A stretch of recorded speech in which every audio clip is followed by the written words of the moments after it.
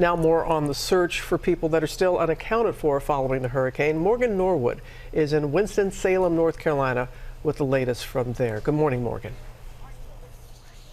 Good morning to you, Robin. I can tell you that Hurricane Helene hits home for me quite literally. I'm from Winston-Salem, North Carolina. It's in the Triad. It's a neighboring region to Western North Carolina.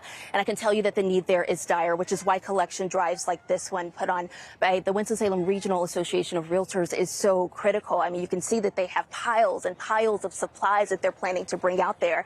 Paper towels, soup, perishable items, cleaning supplies, water. They're going to be loading it up onto trucks pretty shortly and sending it over to Western North Carolina. The state, they're forced to fly many of the resources out to that region right now because the roads there are either ravines, they've been washed out underneath water, floodwaters, or submerged in mud from the landslides and the mudslides there. At one point, more than 1,000 people were unaccounted for. That number, according to Buncombe County officials, has gone down to about 600. Much of that is due to the lack of internet, power, cell phone service.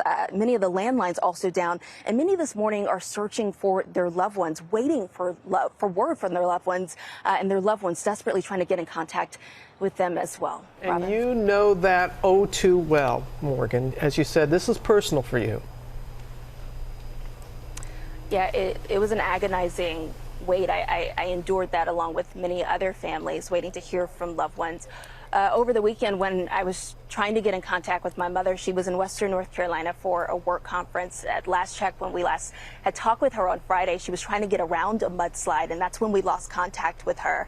Happy to report, nearly 22 hours after that, she is safe. She is back home with us, but that wait was absolutely agonizing. I've covered tragedies on the ground, and I've seen families and been with them as they've gotten those devastating phone calls, and I did not want to be on the other end of that.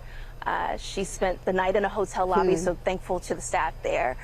But so many families are looking for that joyous relief that my family experienced over the weekend, and I'm so happy that I was able to get that, but my heart is so heavy for those out in Western North Carolina, and I'm thinking of those folks there. Your emotion is very apparent, and you're right there. I know you're going to do all that you can, and we will as well. That's what we do here at GMA. Please give everybody our best and give your mama a big hug when you see her. Yeah. Thank you, Morgan. Thank you. Oh, she's actually right here. Oh, great! Where is she? Put her on camera. Come on. Here. She's on this side. Come on, Mom. Here's Mama. Oh, that is fantastic.